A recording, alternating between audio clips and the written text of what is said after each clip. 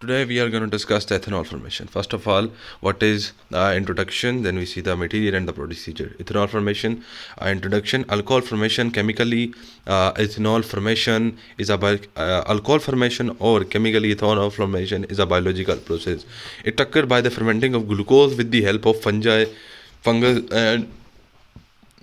and bacteria. With the help of fungi and bacteria. It in developing countries for alcohol formation they use continuous method. In early times they use a batch fermenting method like originally batch fermenting, like they put it in the drums and leave it for the years. Material, the major substance which help are in the formation of ethanols. The major substance which helps and use are cellulose, glucose and starch and cellulose. It can be in the form of simpler sugar, glucose, fructose. Like glucose, simple sugar, like we use glucose, fructose, maltose, glucose, fructose, and molasses, MOLAUSES, molasses, whey. These are simple sugar. They don't need a pre-treatment before using. Then we have starch, medium sugars.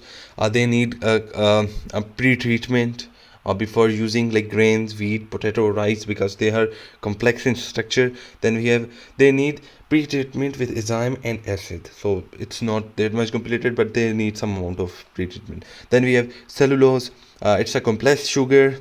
We need proper pre-treatment before using it. Then we have microorganism. We need first the sugar and then the microorganism which are going to ferment it. So what are the microorganism we need? There are two kind of microorganism we use. First of all, the yeast, and the other ones are bacteria. The yeasts are Saccharomyces cerevisiae, SACCHROMYCES, Saccharomyces, CEREVICIAS, Saccharomyces cerevisiae. Saccharomyces cerevisiae. It is basically used for the fermentation of sugar and starch, like glucose and starch. Then bacteria, we have Zymomonas, ZYMOMONAS, Zymomonas mobiles, MOBILES. It's used for fermentation of starch. Then we have Candida, Canidia pseudotropalis. Canidia pseudotropalis was used for the fermentation of lactose. The process originally the batch in the early times. In early times, originally batch fermentations are used, but as the countries realize how much these can help, how much the ethanol and alcohol is important, so they start advanced method. Like now time, in industrial time, they use continuous fermentation method.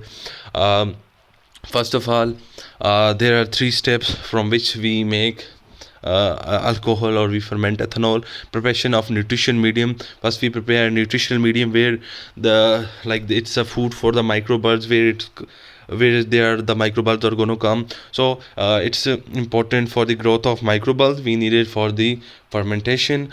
For preparing that, we must maintain the glucose level above the 10 and below the 18.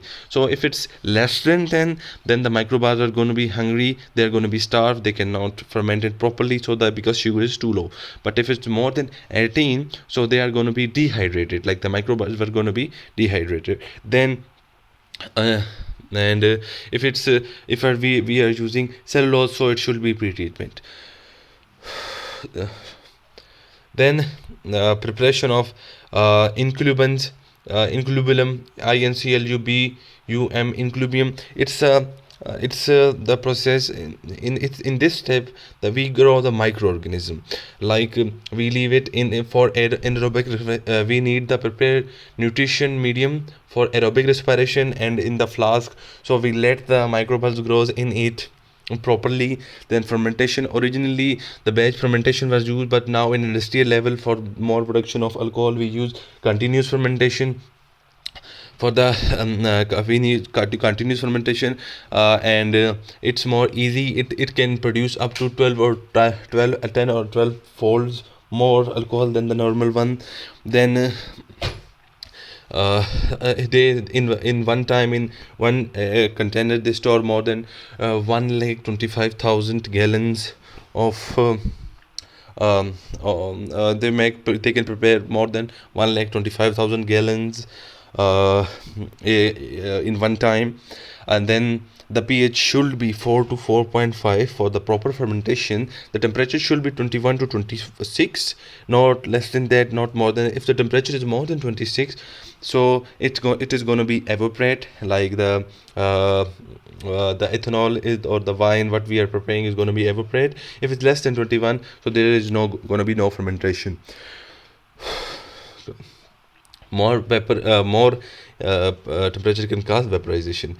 Then we have to then after the aerification, we have to leave it for the, and we have to we have to uh, leave it in a container, airtight container, for anaerobic respiration. uh, Respiration after the aerification. It's going to take in 2 or 3 days, it's going to be fermented. And after the fermentation, we are going to have 6 to 9% volume of ethanol. 6 to 9% of volume. We formation we contain after formation of formation 6 to 9 in volume convert ethanol. After the fermentation, 6 to 9% volume of liquid converted to ethanol, and about 90 to 95 convert into ethanol. Like in concentration, we can say 90 to 95% we get ethanol. What is the formula of glucose? C6H12O6. And then what is the formula of ethanol? 2 2 2CH3 CH2 and OH and 2 carbon dioxide. Like basically the bacteria eat the sugar, and then the waste they produce, it's ethanol and carbon dioxide. So that's for it for today. Basically what it is when the bacteria grows in aerobic present in the oxygen, we do aerobic respiration, the bacteria grows. When then we give them anaerobic medium, then they eat that stuff, and then they produce waste material, which is ethanol and CO2, and that's how we get ethanol or wine or vodka or beer or anything.